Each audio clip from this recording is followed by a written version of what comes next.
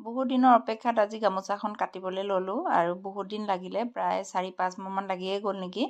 আৰু বেছিও নাছিলে গামোচা, 20খন নে 22খন এনেকৈ আছিলে। আৰু আজি লাষ্ট দিনাখন আৰু এনেকুৱা ভিডিঅ' এটা দিয়া ইউটিউবত ভালেমানখিনি ভিউজ আহিছিলে।